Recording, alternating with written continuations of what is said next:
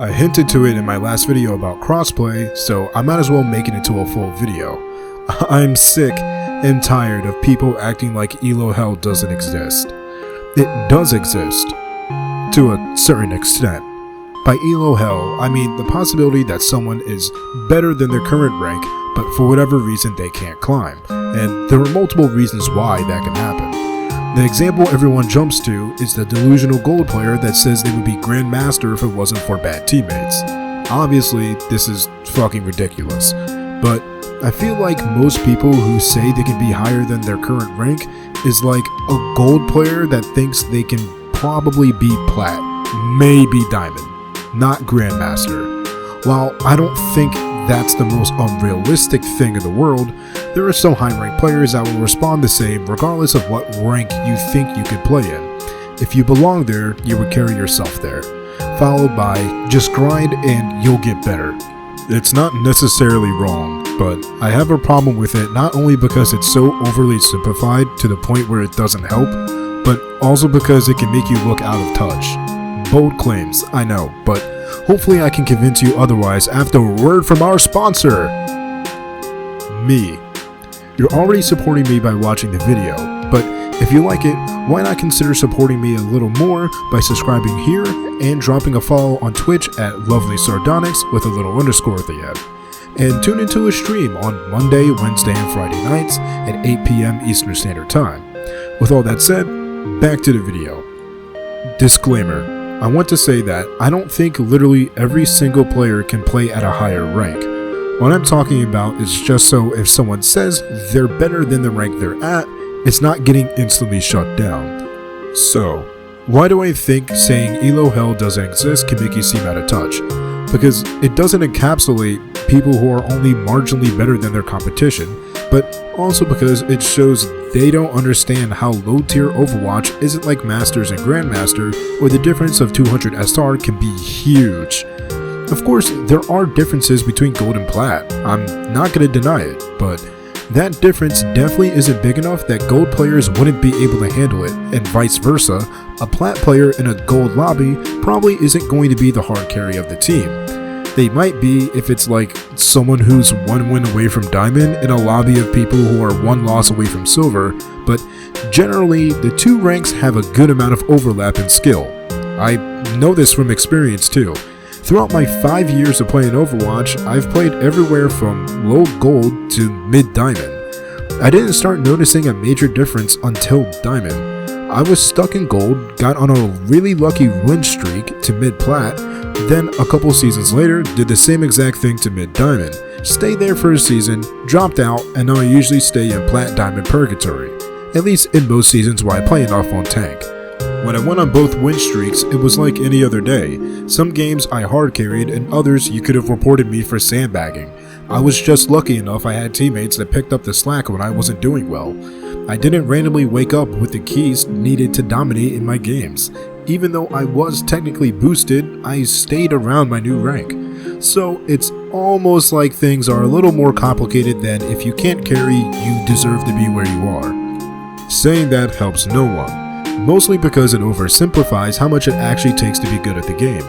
Every time I hear that phrase, I think of the phrase, not every good player makes a good coach. One of my friends that's always Grandmaster every season would always say, just grind bro, whenever we talk about how bad ranked is and how we knew we could be higher. He wasn't saying it in a demeaning manner, he was genuinely giving advice for what worked for him. But when he took someone under his wing, there wasn't this drastic improvement. They got better, but it wasn't enough for them to be able to hard carry out of the rank. As a coach, he wasn't able to explain the thoughts behind what heroes he picked, his play-by-play decisions, the way he got his mechanics so good, and how often he played to get to where he is. And this is in no way a knock on him for not being a good enough coach. That's its own separate skill you need to know to have, on top of being extremely knowledgeable in the game.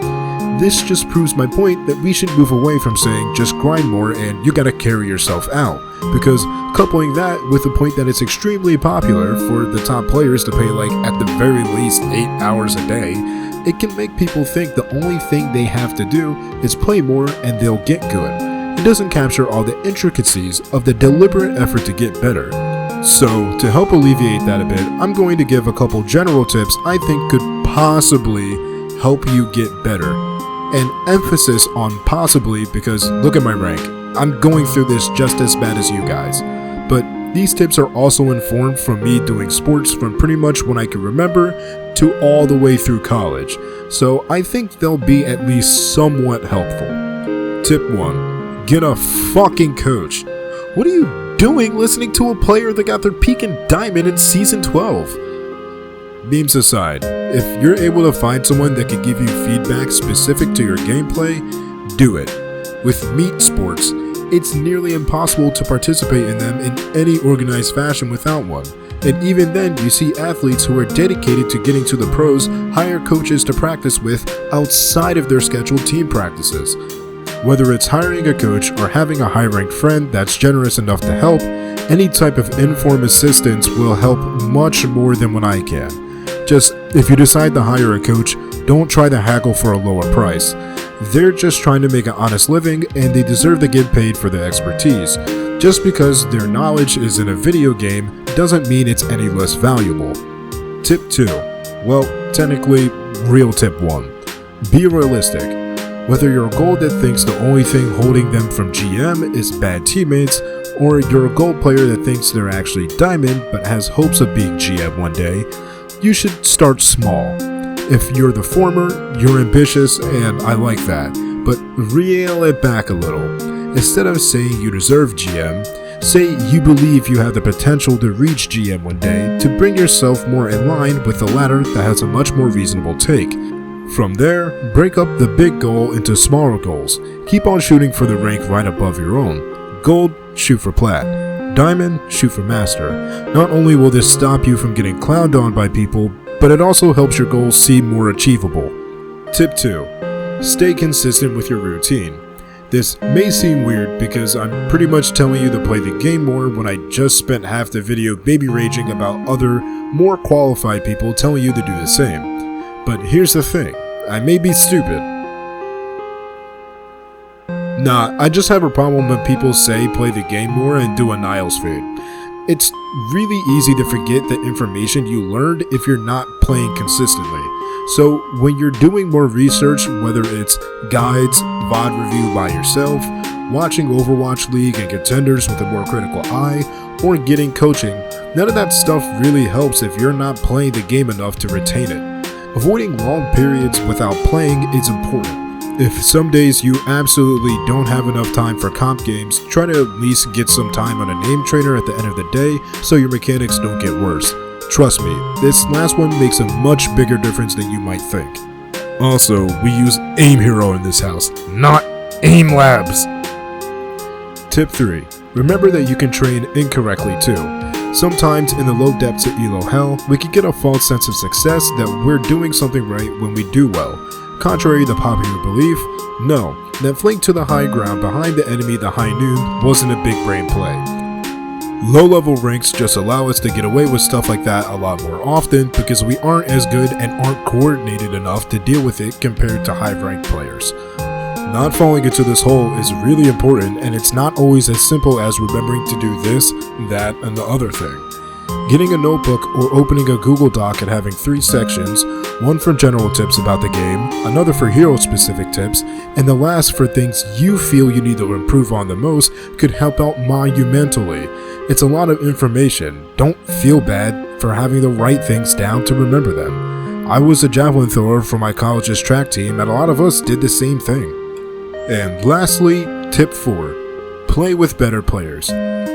It's no secret that playing against better players will get you better, within reason. If you go too high, the competition will be too good and you won't learn anything from the smackdown you'd be receiving.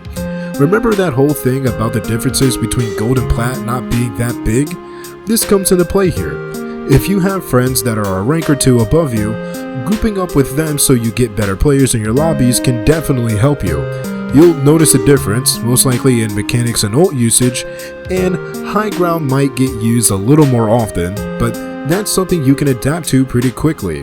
People do this all the time in real sports too.